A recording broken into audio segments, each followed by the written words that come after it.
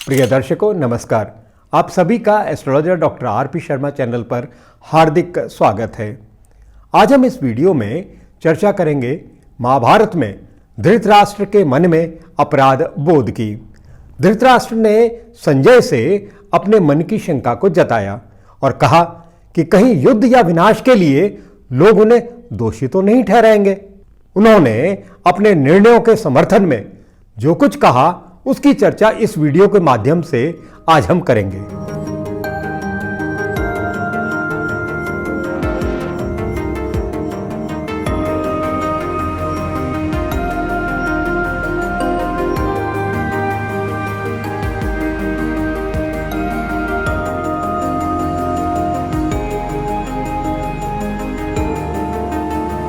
जब युद्ध में पांडवों की जीत होती गई तब यह अत्यंत अप्रिय समाचार सुनकर तथा दुर्योधन, कर्ण और शकुनी के दुराग्रहपूर्ण विचार जानकर धृतराष्ट्र बहुत देर तक चिंता में पड़े रहे।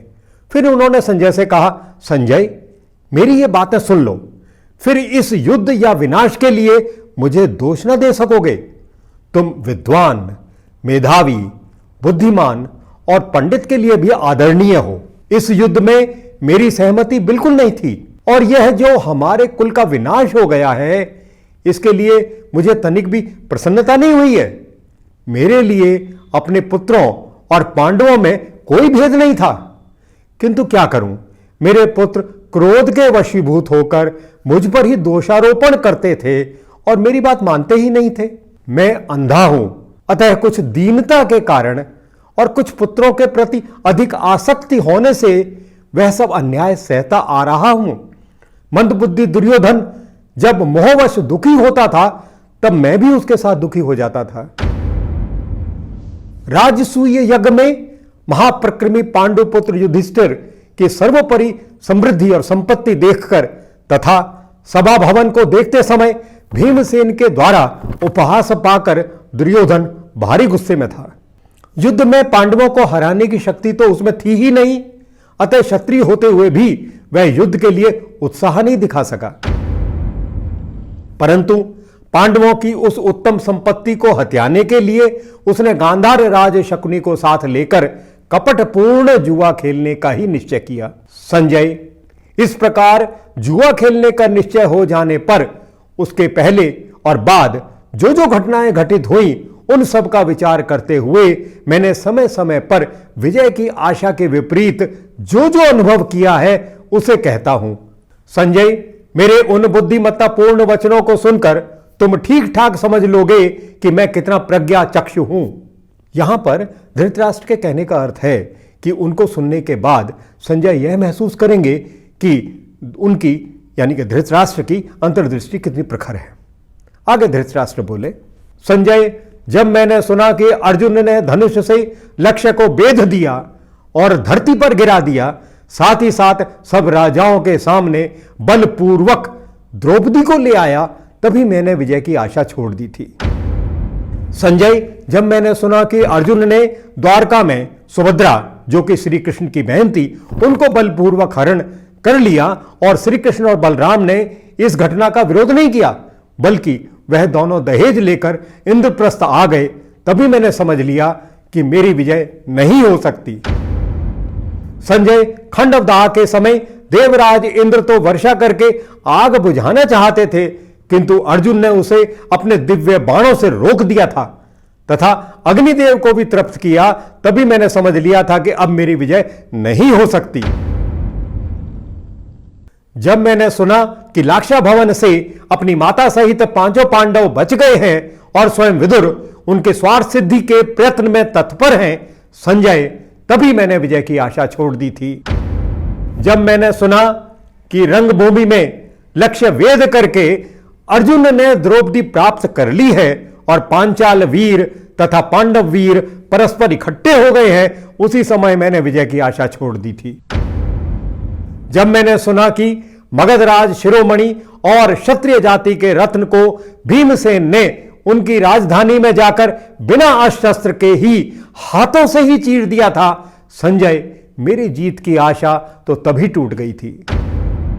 जब मैंने सुना कि दिग्विजय के समय पांडवों ने बलपूर्वक बड़े बड़े राजाओं को अपने अधीन कर लिया और महायज्ञ राजसूय संपन्न कर दिया, तभी मैंने समझ लिया कि मेरी विजय की कोई आशा नहीं है।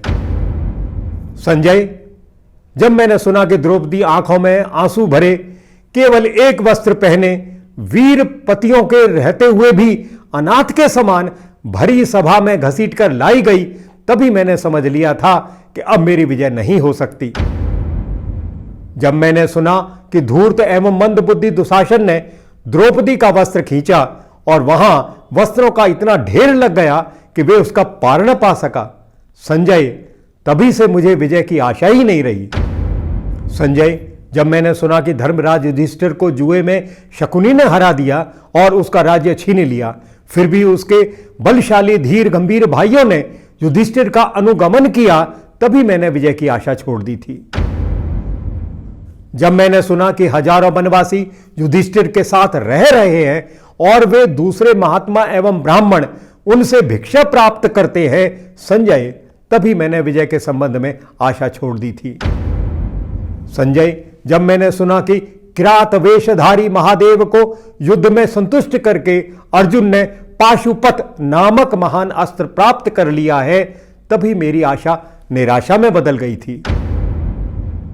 जब मैंने सुना कि वनवास में भी कुंती पुत्रों के पास पुरातन महर्षिगण पधारते हैं, उनसे मिलते हैं, उनके साथ उठते बैठते हैं और निवास करते हैं तथा सेवक संबंधियों सहित पांडवों के प्रति उनका मैत्री भाव हो गया है, संजय, तभी से मुझे अपने पक्ष की विजय का विश्वास ही नहीं रहा। जब मैंने सुना कि वरदान के प्रभाव से घमंड के नशे में चूर कालकेय तथा पौलोम असुरों को, जिन्हें बड़े बड़े देवता भी नहीं जीत सकते थे, अर्जुन ने बात ही बात में पराजित कर दिया, तभी से संजय मैंने विजय की आशा कभी नहीं की। जब मैंने सुना कि शत्रु का संहार करने वाले किरीटी अर्जुन असुरों का वध करने के लिए गए थे और इंद्रलोक से अपना काम पूरा करके लौट आए हैं, संजय, तभी मैंने समझ लिया अब मेरी जीत की कोई आशा नहीं है। जब मैंने सुना कि युधिष्ठिर महर्षि लोमस जी के साथ तीर्थ यात्रा कर रहे हैं और लोमस जी के मुख से ही उन्होंने ही यह भी सुना है कि स्वर्ग में अर्जुन को दिव्य अस्त्र की प्राप्ति हो गई है, संजय, तभी से मैंने विजय की आशा छोड़ दी। जब मैंने सुना कि भीमसेन तथा दूसरे भाई उस देश में जाकर जहां मनुष्यों की गति नहीं है, कुबेर के साथ मेल मिलाप कराए, संजय, तभी मैंने विजय की आशा छोड़ दी थी। जब मैंने सुना कि कर्ण की बुद्धि पर विश्वास करके चलने वाले मेरे पुत्र गंधर्वों के हाथ बंदी बन गए और अर्जुन ने उन्हें हाथ से छुड़ाया, संजय, तभी से मैंने विजय की आशा छोड़ दी। संजय, जब मैंने सुना कि धर्मराज यक्ष का रूप धारण करके युधिष्ठिर से मिले और युधिष्ठिर ने उनके द्वारा किए गए गूढ़ प्रश्नों का ठीक ठीक समाधान कर दिया, तभी विजय के संबंध में मेरी आशा टूट गई। संजय, विराट की राजधानी में गुप्त रूप से द्रौपदी के साथ पांचों पांडव निवास कर रहे थे, परंतु मेरे पुत्र और उनके सहायक इस बात का पता नहीं लगा सके। तभी मैंने यह बात सुनी, मुझे यह निश्चय हो गया कि मेरी विजय संभव नहीं है। संजय, जब मैंने सुना कि भीमसेन ने द्रौपदी के प्रति किए हुए अपराध का बदला लेने के लिए कीचकों के सर्वश्रेष्ठ वीर को उसके 100 भाइयों सहित युद्ध में मार डाला था, तभी से मुझे विजय की बिल्कुल आशा नहीं रह गई थी। संजय, जब मैंने सुना कि विराट की राजधानी में रहते समय महात्मा धनंजय ने एकमात्र रथ की सहायता से हमारे सभी श्रेष्ठ महारथियों को, जो गौहरण के लिए पूर्ण तैयारी के साथ वहां गए थे, मार भगाया, तभी से मुझे विजय की आशा नहीं रही। जिस दिन मैंने यह बात सुनी कि मत्स्यराज विराट ने अपनी पुत्री उत्तरा को अर्जुन के हाथ अर्पित कर दिया, परंतु अर्जुन ने अपने लिए नहीं अपने पुत्र के लिए उसे स्वीकार किया, संजय, उसी दिन से मैंने विजय की आशा छोड़ दी। संजय, युधिष्ठिर जुए में पराजित है, निर्धन है, घर से निकाले हुए हैं और अपने सगे संबंधियों से बिछड़े हुए हैं, फिर भी जब मैंने सुना कि उनके पास 7 अक्षौहिणी सेना एकत्र हो चुकी है, तभी विजय के लिए मेरे मन में जो आशा थी उस पर पानी फिर गया। यह संपूर्ण पृथ्वी जिनके एक पग में ही आ गई बताई जाती है, भगवान श्री कृष्ण पूरे हृदय से पांडवों की कार्य सिद्धि के लिए तत्पर है। जब यह बात मैंने सुनी संजय, तभी से मुझे विजय की आशा नहीं रही। जब मैंने देवर्षि नारद के मुख से यह बात सुनी कि श्री कृष्ण और अर्जुन साक्षात नर और नारायण हैं और इन्हें मैंने ब्रह्मलोक में भली भांति देखा है, तभी से मैंने विजय की आशा छोड़ दी। संजय, जब मैंने सुना कि स्वयं भगवान श्री कृष्ण लोक कल्याण के लिए शांति की इच्छा से आए हुए हैं और कौरव पांडवों में शांति संधि करवाना चाहते हैं, परंतु वे अपने प्रयास में असफल होकर लौट गए हैं, तभी से मुझे विजय की आशा नहीं रही। संजय, जब मैंने सुना कि कर्ण और दुर्योधन दोनों ने यह सलाह की है कि श्री कृष्ण को कैद कर लिया जाए और श्री कृष्ण ने अपने आप को अनेक रूपों में विराट रूप में दिखा दिया, तभी से मैंने विजय की आशा त्याग दी थी। जब मैंने सुना यहां से श्री कृष्ण के लौटते समय अकेली कुंती उनके रथ के सामने आकर खड़ी हो गई और अपने हृदय की वेदना प्रकट करने लगी, तब श्री कृष्ण ने उसे भली भांति सांत्वना दी। संजय, तभी से मैंने विजय की आशा छोड़ दी। संजय, जब मैंने सुना कि श्री कृष्ण पांडवों के मंत्री हैं और भीष्म तथा भारद्वाज द्रोणाचार्य उन्हें आशीर्वाद दे रहे हैं, तब मुझे विजय प्राप्ति की बिल्कुल आशा नहीं रही।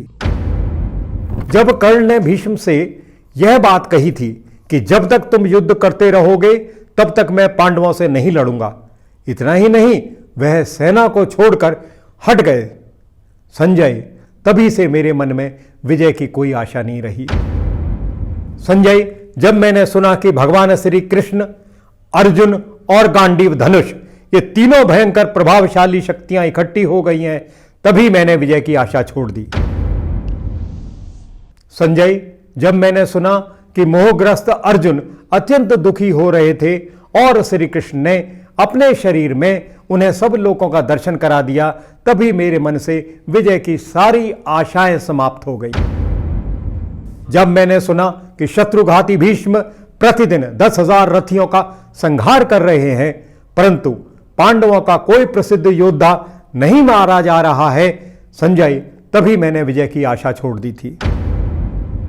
जब मैंने सुना भीष्म ने युद्ध भूमि में पांडवों को अपनी मृत्यु का उपाय स्वयं बता दिया और पांडवों ने प्रसन्न होकर उनकी उस आज्ञा का पालन किया, संजय, तभी मुझे विजय की आशा ही नहीं रही।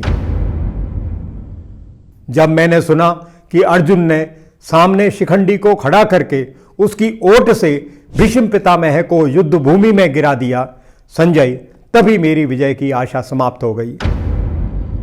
जब मैंने सुना कि भीष्म पितामह अधिकांश योद्धाओं का वध करके अर्जुन के बाणों से शत विशत शरीर हो सरसैया पर शयन कर रहे हैं, संजय, तभी मैंने समझ लिया कि अब मेरी विजय संभव नहीं है। संजय, जब मैंने सुना कि भीष्म पितामह ने सरसैया पर सोते समय अर्जुन को संकेत किया और उन्होंने बाण से धरती का भेदन करके उनकी प्यास बुझा दी, तब मैंने विजय की आशा त्याग दी।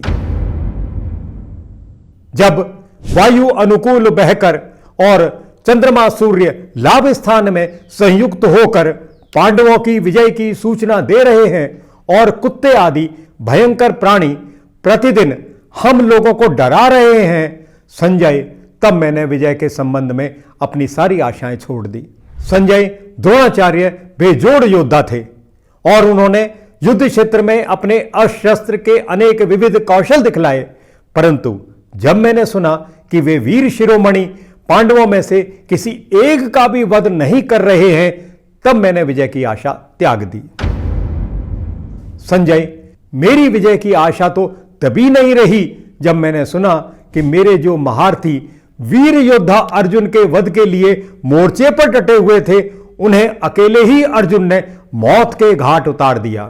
संजय, स्वयं द्रोणाचार्य अपने हाथ में शस्त्र उठाकर उस चक्रव्यूह की रक्षा कर रहे थे जिसको कोई दूसरा तोड़ ही नहीं सकता था, परंतु अभिमन्यु अकेला ही छिन्न भिन्न करके उसमें घुस गया। जब यह बात मुझे पता चली तो मेरी विजय की आशा समाप्त हो गई। संजय, मेरे बड़े बड़े महारथी अर्जुन के सामने तो टिक न सके और सबने मिलकर बालक अभिमन्यु को घेर लिया और उसको मारकर हर्षित होने लगे। जब यह बात मुझ तक पहुंची तभी से मैंने विजय की आशा ही त्याग दी। जब मैंने सुना कि मेरे मूढ़ पुत्र अपने ही वंश के होनहार बालक अभिमन्यु की हत्या करके हर्षपूर्ण कोलाहल कर रहे हैं और अर्जुन ने क्रोधवश जयद्रथ को मारने की भीषण प्रतिज्ञा की है, संजय, तभी मैंने विजय की आशा ही छोड़ दी थी।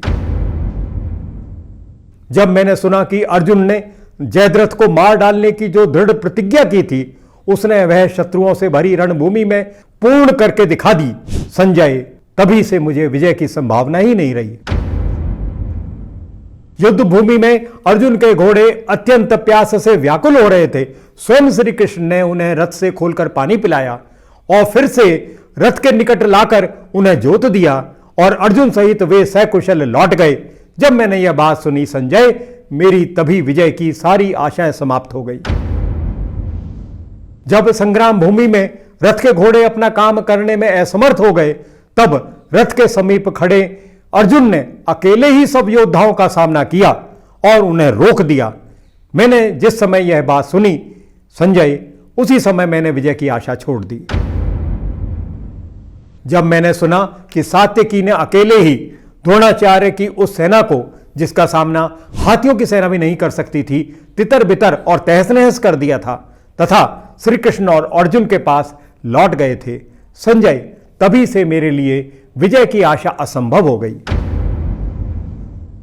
संजय, जब मैंने सुना कि भीमसेन कर्ण के पंजे में फंस गए थे परंतु कर्ण ने तिरस्कार पूर्वक छिड़ककर और धनुष की नोक चुभाकर ही छोड़ दिया था तथा भीमसेन मृत्यु के मुख से बच निकले थे, संजय, तभी मेरी सारी विजय की आशा पर पानी फिर गया था। जब मैंने सुना कि द्रोणाचार्य, कृतवर्मा, कृपाचार्य, कर्ण और अश्वत्थामा तथा वीर शल्य ने भी सिंधुराज जयद्रथ का वध सहन कर लिया, प्रतिकार नहीं किया, संजय, तभी मैंने विजय की आशा छोड़ दी थी। संजय, देवराज इंद्र ने कर्ण को कवच के बदले एक दिव्य शक्ति दे रखी थी और उसने उसे अर्जुन पर प्रयुक्त करने के लिए रख छोड़ा था, परंतु मायापति श्री कृष्ण ने भयंकर राक्षस घटोत्कच पर छुड़वाकर उससे भी वंचित करवा दिया।